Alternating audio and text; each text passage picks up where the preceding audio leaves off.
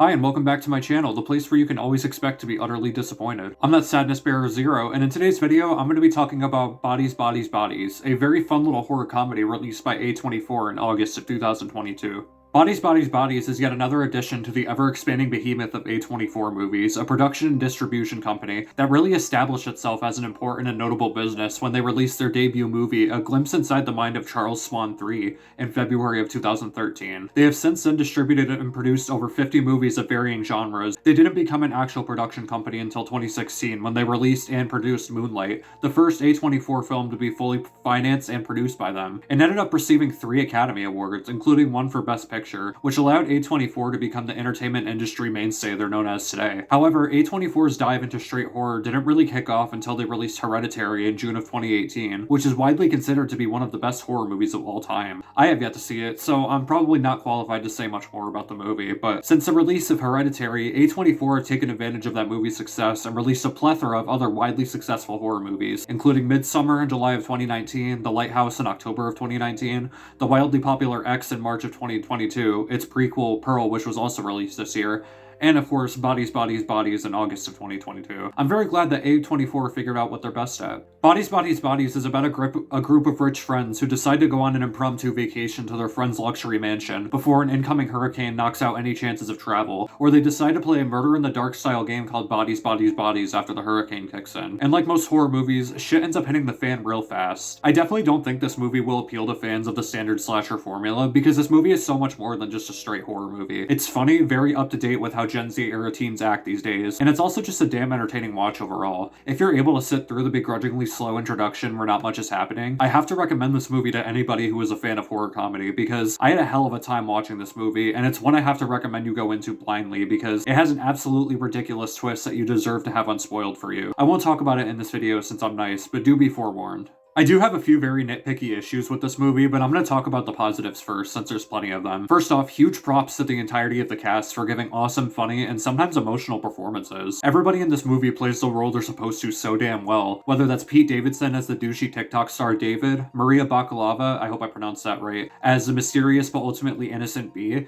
who, by the way, is set to voice Cosmo the Space Dog in Guardians of the Galaxy Volume 3. Good for her. And most notably, Rachel Sennott as the absolutely angry and traumatized Alice. Like I said, everybody in this movie absolutely kills it, but Rachel especially does such an awesome job at displaying intense anger and psychological rage that really feels like it comes straight from the heart and not from the script. Her performance deserves to be singled out with nothing but positivity, regardless of how you feel about this movie. I also really like the chemistry between the cast, whether they're shitting all over each other's lives or helping each other in times of vulnerability. It's astounding how well the cast can rapidly switch between loving each other and hating each other, and the moments where they all turn on each other and attack each other are so unexpected and out of nowhere, just like a lot of the crazy moments in this movie. It'll give you total whiplash for sure, but props to the movie for being able to constantly keep viewers reeled in with something new always happening on screen, and for making the audiences care about these characters and what happens to them, something a lot of horror movies have failed to do. This movie is also written very intelligently, with dark humor that mainly relies on anger and frustration to get the point across, and a lot of references to mental health and hot-button political issues without ever feeling like it's trying to exploit those hot topics in a cash-grabby way. I laughed a bunch at this movie, and I also still somehow really related to some of these characters' states of mind, which is something I can always appreciate. Also, that twist at the end is without a doubt one of the best twists I have ever seen in any piece of media, let alone a horror movie. If you're looking to be gaslit by a movie, look no further than Bodies, Bodies, Bodies. This movie is more of a liar than an 8-year-old telling his mom he finished his vegetables and didn't throw them in the trash.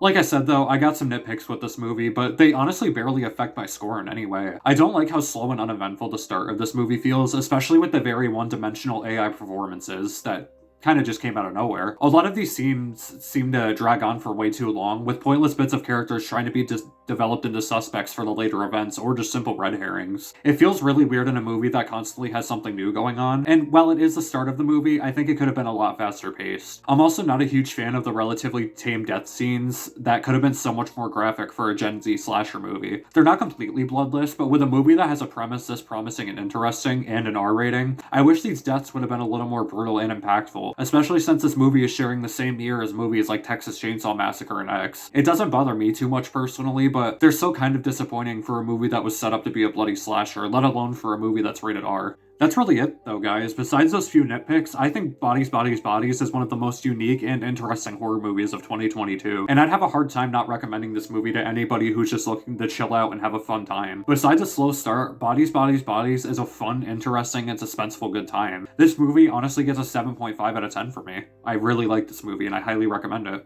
Thank you guys so much for watching my quick little review of Bodies, Bodies, Bodies. I hope you enjoyed this review. If you did, please make sure to give a like, subscribe, and also, if you saw Bodies, Bodies, Bodies, let me know what you thought of it, or if you've seen any other A24 horror movies, let me know how they are, and maybe I'll give them a watch and review them. But until the next video, my name is Zero, and I will see you guys in the next one. Peace.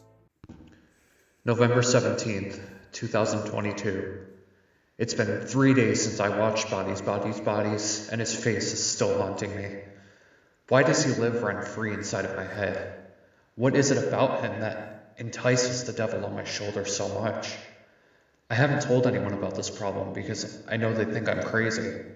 The worst part is, I'm starting to hear his voice every single night when the room is quiet. If I randomly disappear, just know that he found me.